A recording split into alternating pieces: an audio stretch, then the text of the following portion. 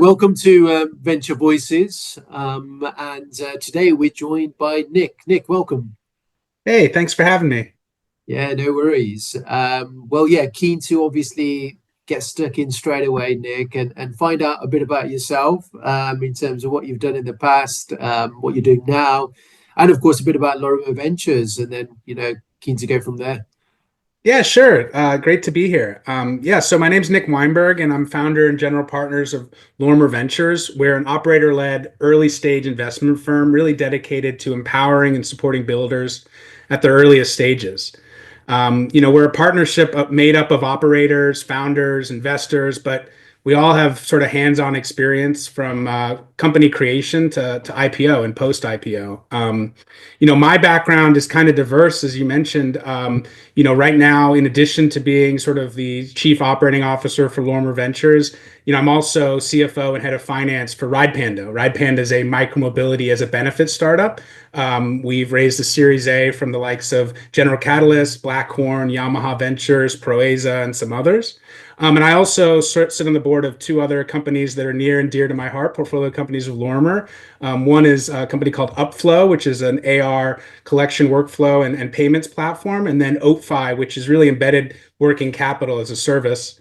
And then I do some other stuff on the side. I do some fractional CFO work and advisory for companies really trying to fundraise and build financial models and understand, ROI for some of their investments. And then I also do some mentoring. I work with Ag Launch, which is really an ag focused accelerator. And then I work here in Nashville with the Entrepreneur Center in their Project FinTech Accelerator. So before that, I had a decade as a commercial banker, doing a lot of large corporate credit syndications, working on digital transformation within the bank, and also doing some LP work investing in rural business investment corps. Before that, many moons ago, I was an equity derivatives trader at Citi and also structured credit sales. And Stefan and I, my co-GP at Lorimer, we went to undergrad together at Colby College. And so now I live split time between New York and Nashville, and with my wife and soon to be baby boy coming here in March. Excellent, excellent, and you've got quite a diverse background, very unique, and what a great depth of knowledge across a number of different areas. I suppose, how does that steer your approach with Lorimer Ventures, to this day, and what inspired you to, I suppose, co-found Lorimer Ventures, Nick? Yeah, I mean, it really is serendipitous, to be honest. I never thought I would be here. If you asked me 10 years ago, or especially out of college, like, are you going to be in venture and are you going to be working with Stefan? Stefan and I went to Colby College together, undergrad. I thought I was going to be a Wall Street guy. Stefan ended up having a great career in tech. And, it really wasn't something I had thought of coming out of school, even something that was accessible to me. As I was working with founders, entrepreneurs as a lender, I realized, hey, there's a lot more I can give as I want to get involved, more than just be a commodity as a lender where just cost of capital was your kind of, value add. I thought there was a lot more. So I started getting involved as an angel, to be honest, independently, thinking, hey, I want a little bit of skin in the game so that, my advice maybe doesn't fall on deaf ears, so that we kind of all are in the same boat together. And so in 2017, started writing angel checks into companies, not really having a thesis at all, and slowly realizing, oh, I need to be investing really where I understood the customer journey, and particularly where I thought I could move the needle in kind of these really high critical crucible moments. And Stefan and I reconnected on a cap table. Funnily enough, I have a very funky last name with a J, and he saw it on a cap table. He was like, oh my gosh, you're doing venture stuff too, like I've been writing angel checks, let's join forces here. And so Lorimer Ventures was created kind of as like, angel list outside of angel list. We're like, hey, why don't we get our network together, writing small checks, put it together, raise our hands, roll up our sleeves, and try to be helpful, because we felt like as entrepreneurs ourselves, there was a real disconnect between investors and founders and operators in terms of empathy, understanding, and really sort of, getting in the trenches with founders and being helpful. We just felt like there was a little bit of an ivory tower relationship and a disconnect there. So Lorimer Ventures was created really for that. It's created for operators, by operators, really earning the right to be that first call for founders when things go right, but especially when things go wrong. And we thought there was an opportunity in the market to really, be helpful at the earliest stages. And so that's really what Lorimer Ventures is all about. Yeah, and that kind of answers, I suppose, part of my next question, in terms of, how does Lorimer Ventures stand out from the rest as such? There's this saturated market, not only on the startup and founder space, but also across the VC world. So how do you, is it because, you're operators for operators ultimately, so you understand the nuances and the pain points, and you're quite empathetic therefore, and quite tailored with your approach, or is there more to it than just that, of course? No, I think it's that, but it's that in spades. I think we spend a Mm. lot of time trying to build our network around people that could potentially help our founders and to bring them into the bigger tent. So it starts with us, the core partners. There's Stefan, Pete, Zach, and myself. We all have experience building companies in different roles, from really early to very late stage. And so, but the next level is our venture partner and our, a venture partner network who add additional layers of expertise, of very specific product market specialization, have hiring networks or great networks of awesome talent to be able to be plugged into these companies. They have friends or they themselves are potential buyers in the buyer seat, so that we can really help our startups have some early design partners of some really meaningful logos, and serious companies. And then it's also our network of other investors too, to try to expand the ability of our founders not only to raise dilutive capital, but potentially non-dilutive capital as well. So I think there's a lot of funds out there that really do try to be value add like us. I mean, we look at a lot of Founder Collective, Homebrew, some of these others that have been small but really intentional about being helpful, and we try to model ourselves after that. But I think what differentiates ourselves is really our network, the way that we can get it to work for kind of these three areas, which is hiring, go-to-market support, customer acquisition, and FP&A advisory. And that's how we try to really differentiate ourselves. Yeah, and I suppose, yeah, but one of the kind of selling points is you as well, Nick, right? In terms of your background and the diverse background that you bring to the table. One of those areas that we're obviously quite passionate about is your CFO expertise and your finance expertise. How do you think that really adds value to the founder community, and what type of kind of insights do you bring to the table with that in mind? Yeah, I mean, I think everybody has their role. I mean, for me, the way I like to think about things coming from Wall Street and Main Street lending is, how do you manage risk? And I think founders do an amazing job at taking risk.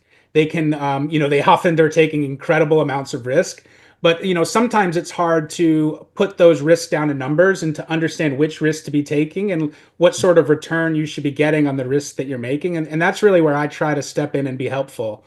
I take their strategic goals and I try to put it down into financial plan.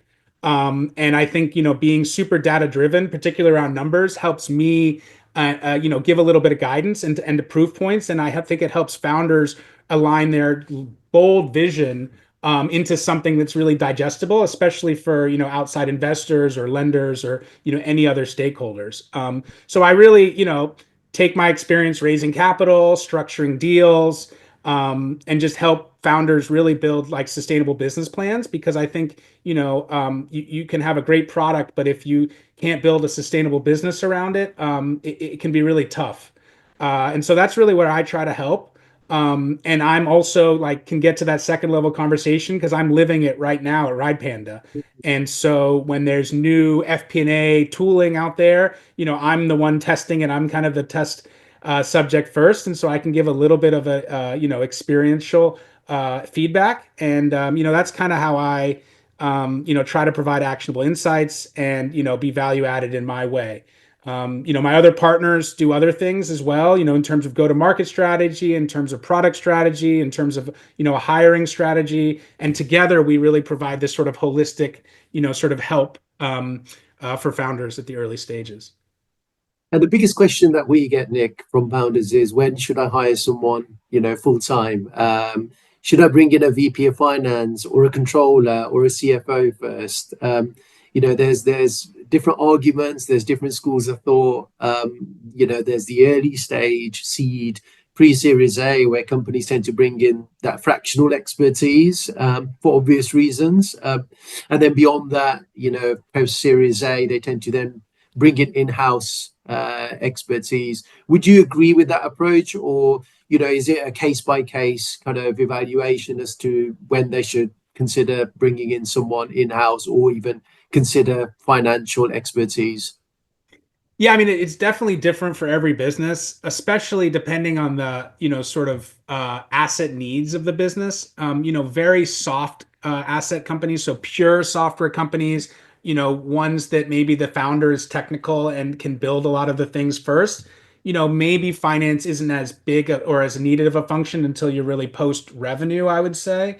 But if Mhm. you're operating in a startup that is going to be capital intensive, it's going to require fixed assets, it's going to require financing at its early stages, especially to continue to scale, then I would bring that finance leader in, earlier. So, really understanding your business. But it's variable based on the type of industry that you're building in. But I would say certainly post revenue, and or any sort of large financing round, I would consider anything over 500K honestly as a medium to larger style, size round. Then you should start thinking about bringing in a finance person. Maybe it's fractional, as an advisor, or maybe it's full time. But you definitely need somebody that can put the sort of ideas to numbers and then to sort of understand your ROI of your investments, because every decision you make should be considered as an investment, and you should really understand what return you need from that investment, whether it's a hiring, whether it's buying a software,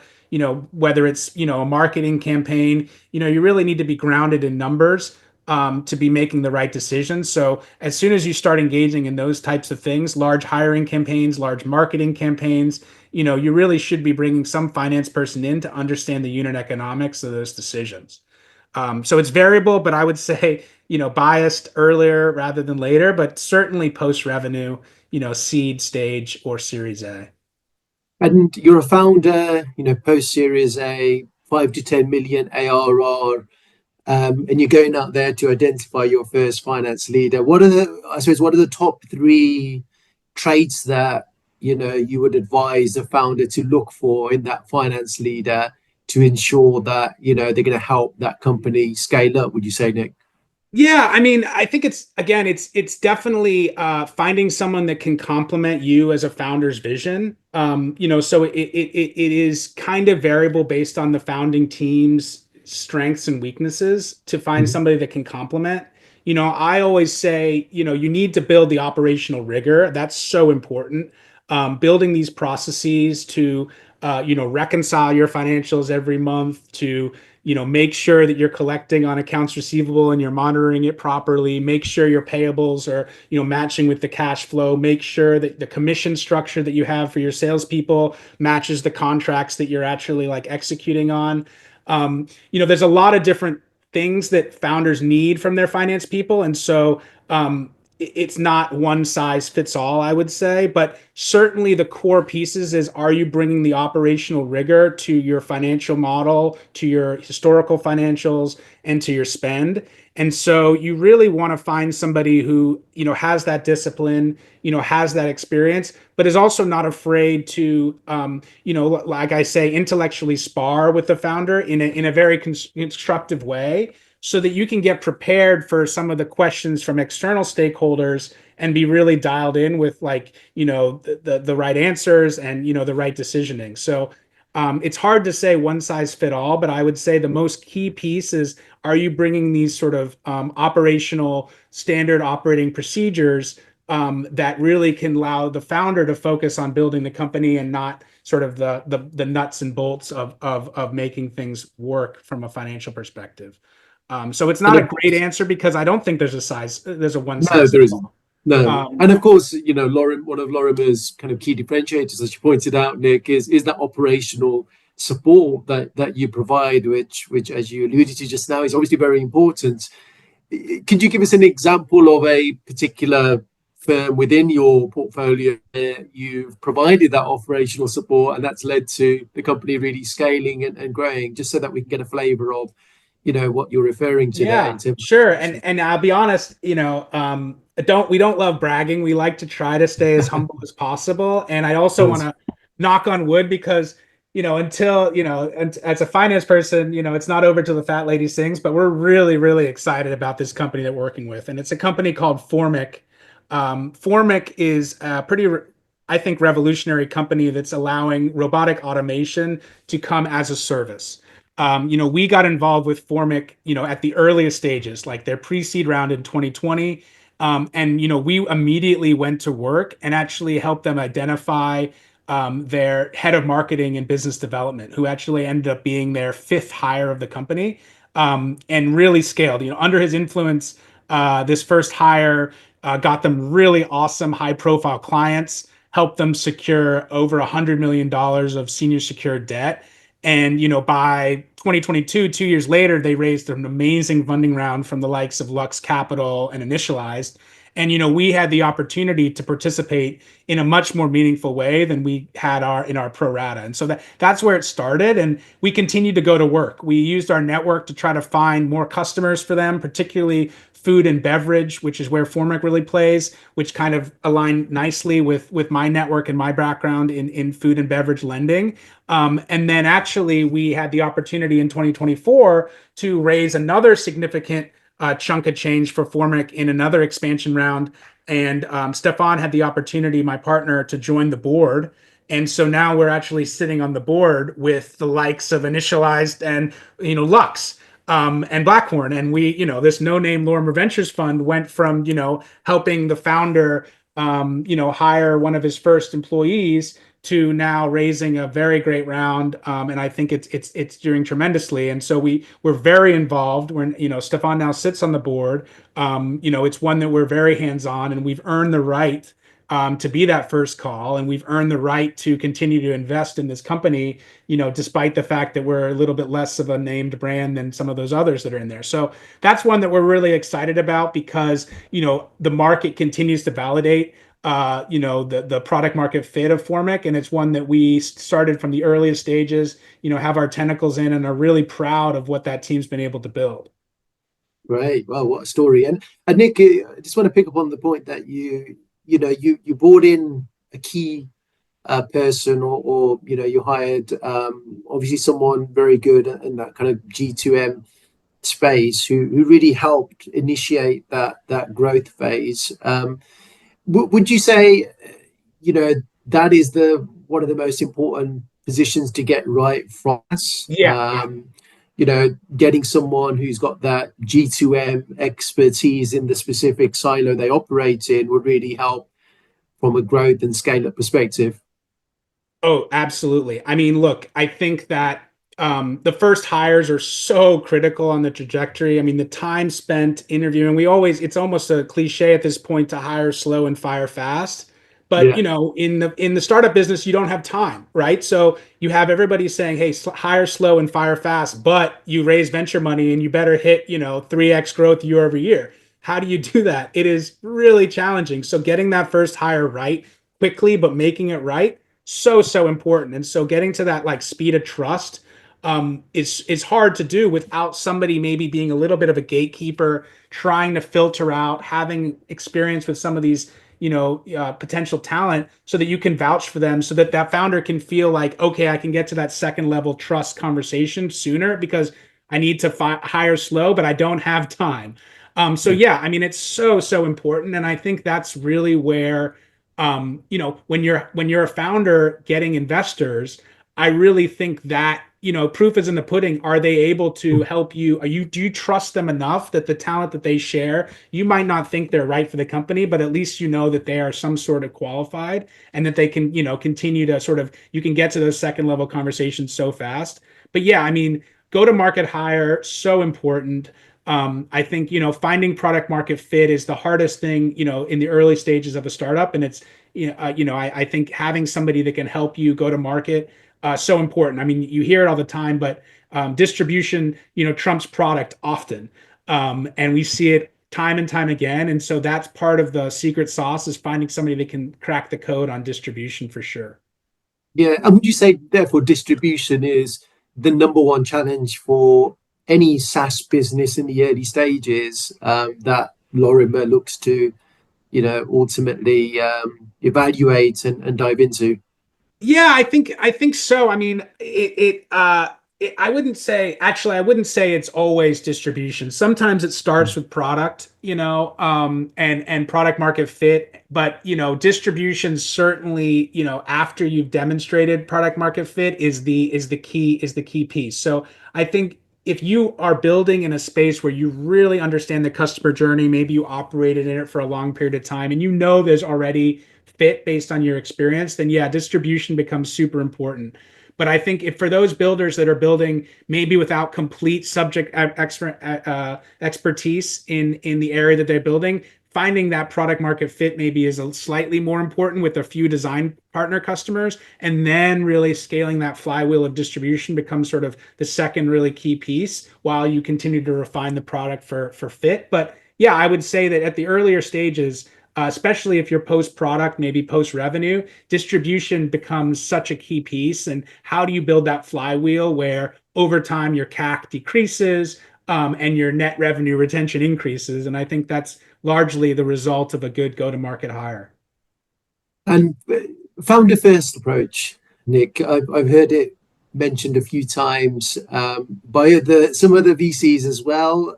What does founder first approach mean to you, and mean to Lorimer Ventures? Because I know that's one of your key philosophies, if you like, in terms of how Yeah. you evaluate and help startups ultimately.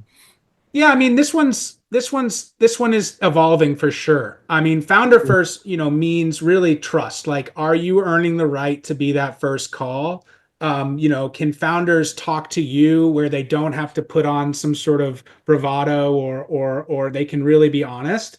And I think that, that's one of the things we really try to do, is bring as much honesty and transparency to the process that founders feel like they can return. And that's really where the opportunity lies. And so being founder first is kind of in everything that we do. We go to work before we make the investment? Are we willing to roll up our sleeves, and actually do some of the hard work? I think that's the way that we approach things. So, sometimes it's kind of a, you scratch my back, I scratch yours. You let me in, then I'll start to work for you. We've always had the approach like, hey, let's earn the right away. Let's go to work for our founders, even if we haven't written the check yet. Let's just show our value and demonstrate our value immediately. And then I think the other piece with being founder friendly is, we're staying away from some of these, a little bit of structured terms that we really don't want to be associated with. So, everybody heard about Service Titan and the ratchet there for the IPO. And, sometimes we see liquidity preferences, 2x liquidity preferences or some other stuff. We've really tried to stay away from that stuff and also be super transparent and not hide any terms in our term sheet that maybe a founder would miss. And so we really do try to be founder first in that way.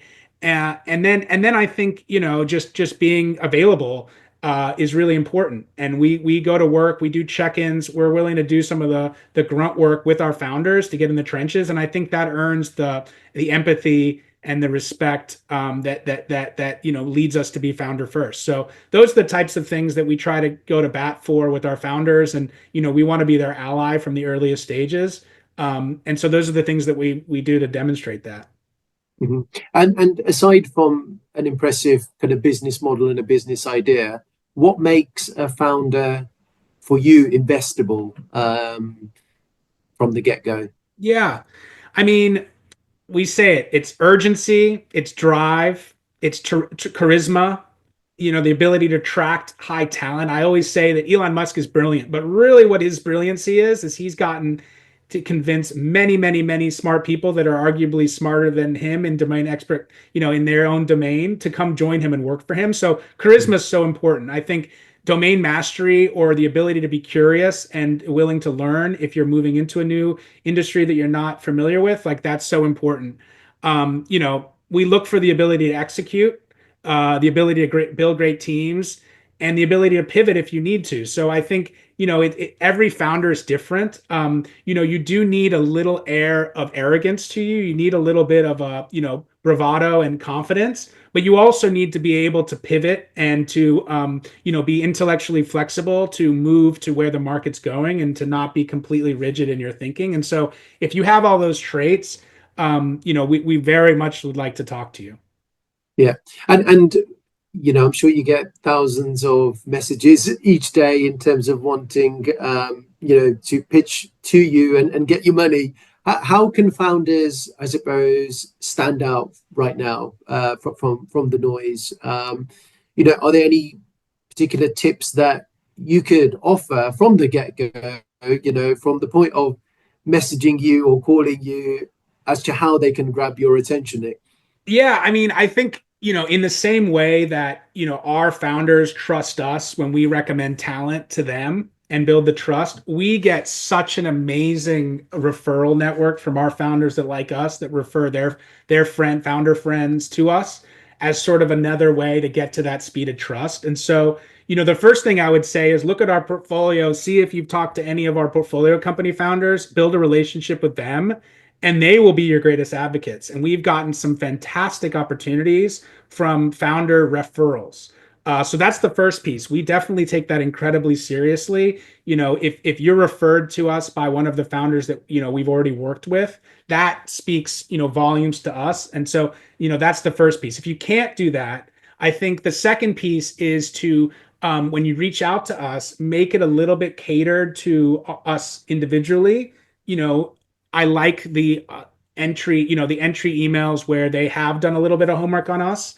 And that makes me more willing to say, okay, well, if you've done the work here on our background, on what our thesis is or anything like that, I'm much more willing to take the call because, game recognized game in a certain degree. So if you can, instead of doing a spam email outreach that's kind of boilerplate for everybody, if you can really show a little bit of custom touches there, that's awesome. And I think the third piece, I'm stealing this from one of our portfolio companies who also stole it from a famous rapper, but you ask for advice, you get money twice. And I really believe that. And if you go in with, some sort of, hey, I'm pitching this, but I'm also trying to see, what are your thoughts? What's your feedback? If you position it like that a little bit, still being confident with what you're building, but doing it in in an intellectually curious way, that Mm. also, is leads me more willing to take the call because, it becomes more of a conversation than a sales pitch. And that's an always easier way to go about it. But those are the types of hacks I think to get in, to get Mm. beyond the Great, sort of harder front gate.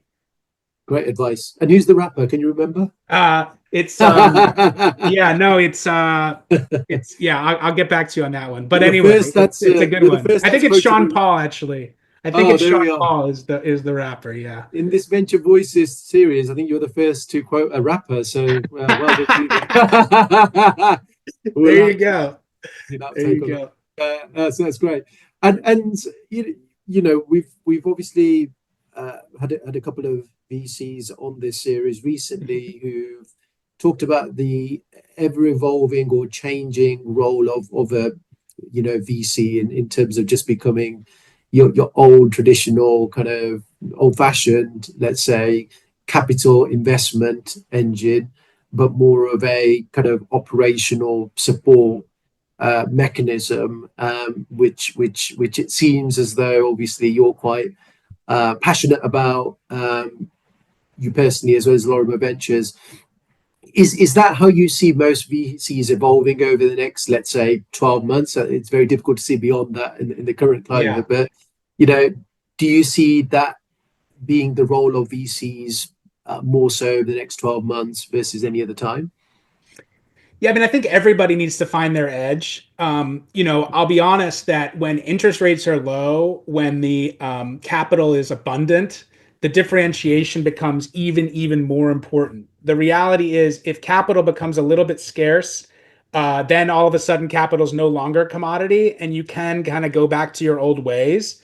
We always believe that capital at the end of the day is the commodity, and so in order to be differentiated in the market, you have to do more than just provide capital. And for us, it's been value added support in kind of those three areas that I highlighted. But I think for other firms, there may be some other ways to differentiate yourself. But I do think that to the end, in order to differentiate for money and terms, when everybody can offer the same terms and everybody has money, you really have to roll up your sleeves and to do something more than just money, to be valuable to these founders. And finding what that is, productizing it and making it scalable is like the secret sauce that all of these funds are trying to do. I mean, one of the things that we're trying to do as we scale is, can we keep scaling this operator hands-on approach? How do we keep scaling our venture partner network in a way that makes it effective? How do we do check-ins on a regular basis when you have more than 80 portfolio companies?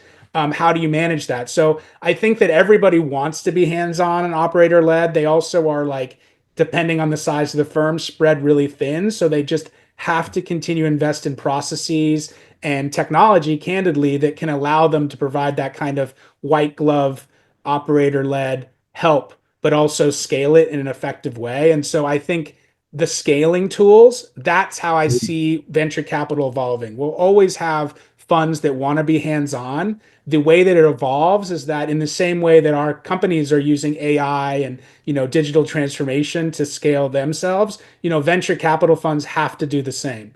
And so that's how I see it evolving, is this: we're only going to get more involved with our founders, but we need to do it in a way that really scales us. And I think that's where some of this software and technology comes in. Yeah, and you mentioned it already in terms of you have to be hands on if you're an operating VC, and you have that philosophy. You have to do it day in, day out. You have a lot of portfolio companies. You've got obviously a lot of experience to impart onto them. But where ultimately does that drive come from for you, Nick? And where does that passion come from to do it over and over again with each of your portfolio companies, and be very hands on at times? Yeah, I mean, I think where does the passion come from? Well, I think I really do love seeing winning. I'm incredibly competitive, and I think everybody in our team is. And I also, funnily enough, all of the people on our team played team sports at a competitive level. And I think that's that element of, can you be a contributor to a team that wins? There's no better feeling. And so I think that excitement comes from the opportunity that I get to work with amazingly spiky, you say one of one, but it really is one of one type individuals who are building in really important areas. And I get to be a part of it. I mean, that's so exciting. It really is. I like to be in the right elevators. It feels like every day I get to be in these amazing elevators with these founders that otherwise I would never have gotten to interact with. And so that's incredibly rewarding to me. It's kind of like getting floor seats at an NBA basketball game, but every once in a while I can maybe call a play.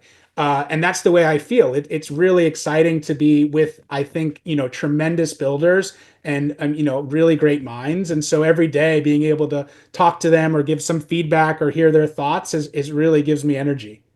Yeah, and obviously one of the traits of being sometimes a winner and kind of competitive is uh, you find it difficult to give up.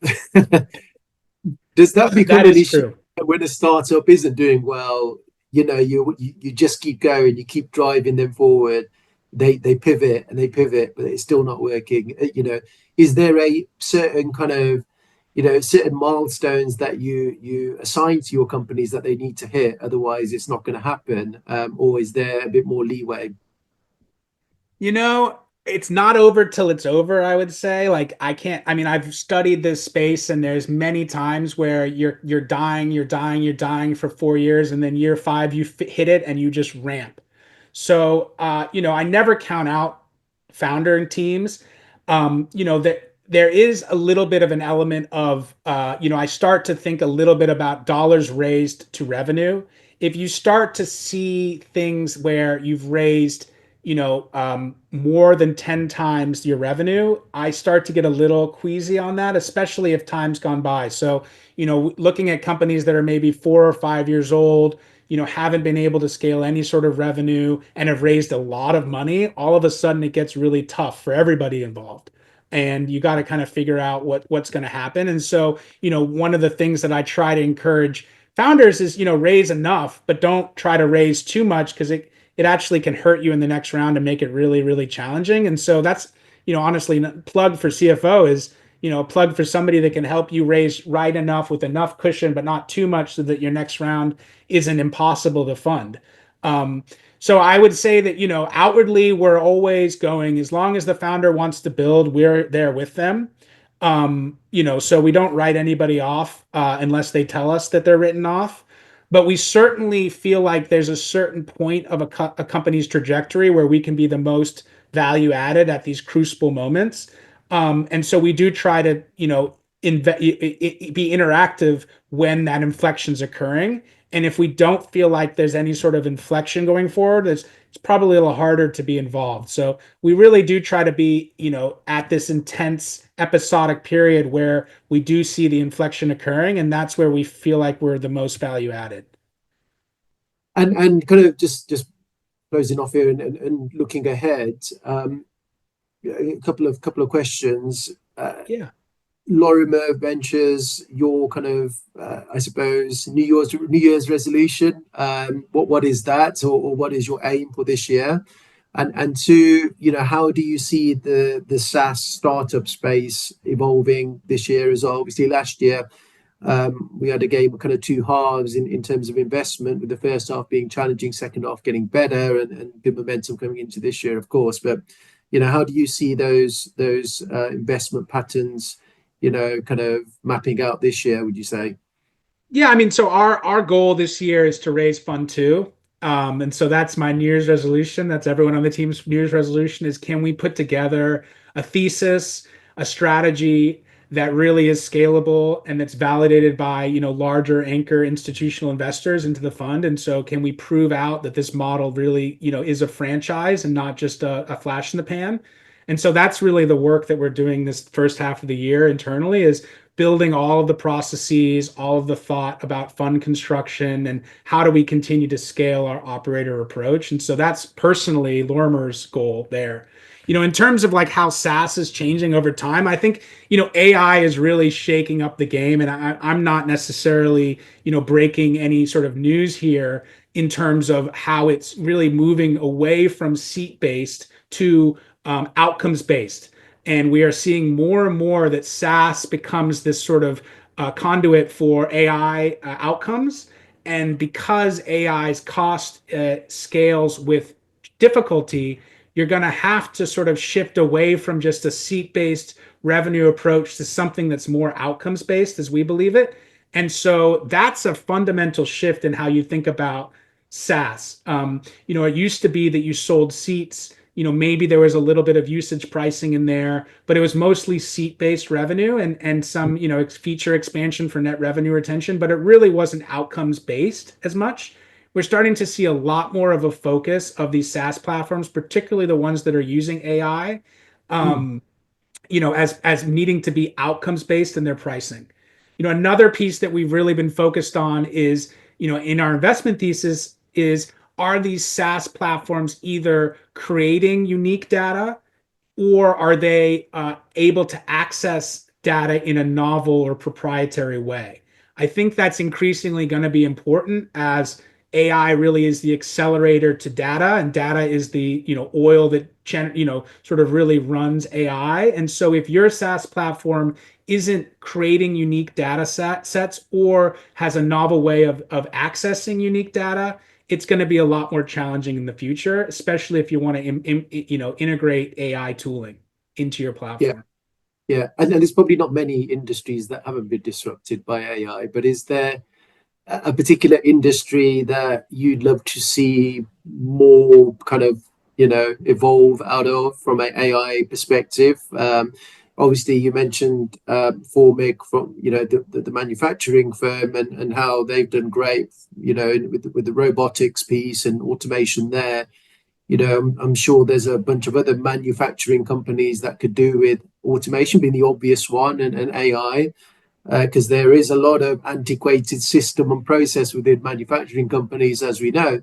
Yeah, are there any other industries like that could really do with and evolve from AI automation, would you say, Nick?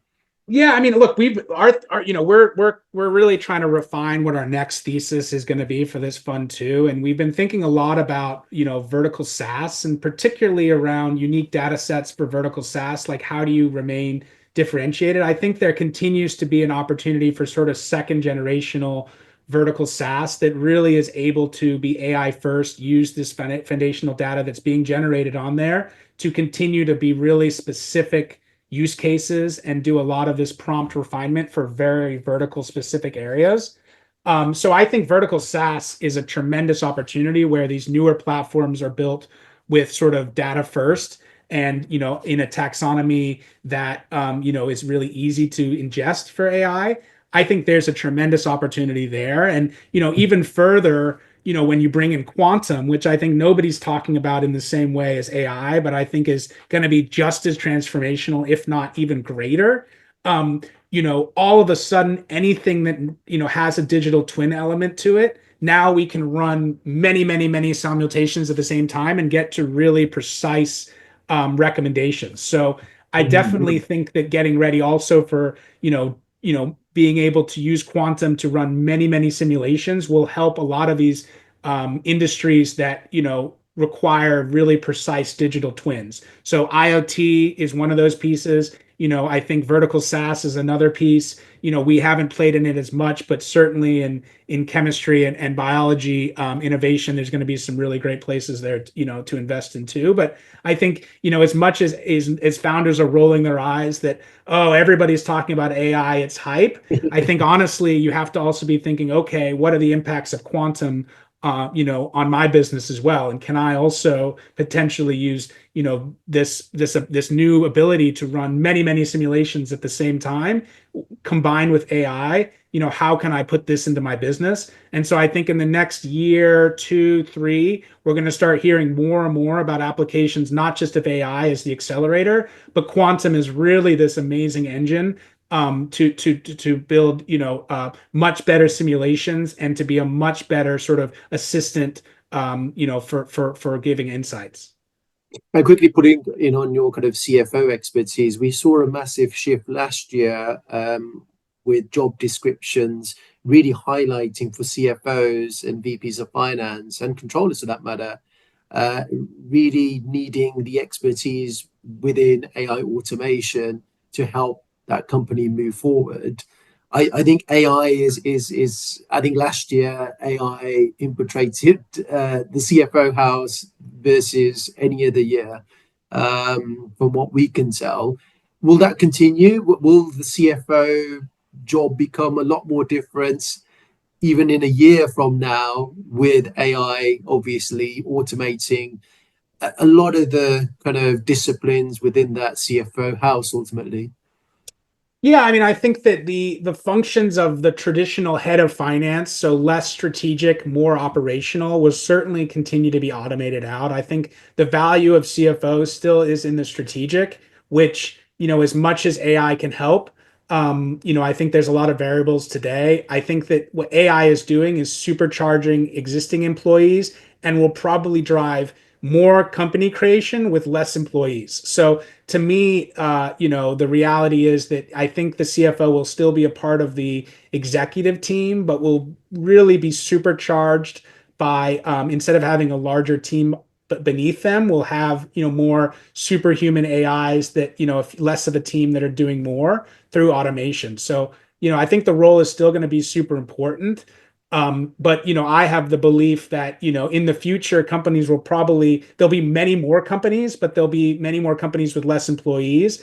And I think the CFO is a role that's here to stay, but will just be supercharged. Instead of having a head of finance, a CFO, and a controller, you maybe have a CFO and that's automated everything else. And so I think that's more of where it's going, where there'll be one person as opposed to three people running the sort of finance function, but that one person will be supercharged by AI to be able to do a lot of the things that was a little bit more rote, in an automated way. Right. Your job's still safe as a CFO expert then in a way. I mean, I hope so. I mean, I The hope time so. We'll being see. anyway. There may be a day when there's a company with one employee and that's the owner and then no other employees, but in Yeah. the medium short term, I'm hopeful that there'll be a little bit of time in between. You can keep that hat on. Well, excellent. And there's obviously a big founder community that follows Venture Voices, and it's we've obviously delved into a lot of different areas today. I think one of the our founder communities always keen to keep ahead from a knowledge perspective. Any particular reads, Nick, that you're fond of right now that you would recommend your portfolio founders read, or that's been well received? Would you say? Yeah, sure. I have a few. I don't know if they're not necessarily new books, but to me they are staples. One book that transformed me, and I fundamentally believe that health is wealth. And so, especially with founders that are in quote unquote founder mode and pulling all-nighters and grinding to the bone, like you have to really consider your health as your most important investment. And so I read a book called Breath by James Nestor that is really transformational in the way that I see, how the importance of sleep, the importance of breathing, and what it can do to sort of my health and wellness. And I always recommend that book, whether you're a founder or not. Really an amazing book. The next book that I would recommend is Principles by Ray Dalio. And to me, this is really important because we often get really emotional when we're investing, and I think the best investors are able to separate the emotional part of it, and to build frameworks around your decision making. And I really lean in on the sort of core concepts of principles that Ray Dalio lays out, and also the piece of radical transparency that I really fundamentally believe, and I think every organization really should aspire to have. And so that's a great read as well. It's a little bit of history, a little bit of management, but I really like that. And then two others that I think have to be read by any founder, particularly in software building. One is The Innovator's Dilemma by Clayton Christensen, and I pick up this book often, reread it, sometimes audiobook chapters. Just find it so amazingly compelling, and particularly find it compelling because founders who are at a certain stage and are thinking maybe I need to exit to how do I manufacture an exit to an acquisition. I think actually Innovator's Dilemma gives you a lot of insight there. And then the last piece is a book called The Design of Everyday Things by Don Norman. And really what that comes down to is, can you build intuitive design? I think sometimes I work with really amazing, super sharp founders, but some of these core concepts of accessibility of the design and the principles that need to be sort of thought about when you're building for a user, it's really helpful. And I really, I frequently apply the learnings there from this book in terms of my feedback on product development and customer experience. So those are sort of the four books that I Wow. think every founder should have on their table. My reading list done for 2025. Great, thank you. Yeah. Nick, appreciate you joining us, and that's a fantastic overview across a number of different areas and disciplines. And I think our founder community are going to find this of real use. And yeah, so thank you for your contribution and insights. Yeah. Thanks for having me. This was great.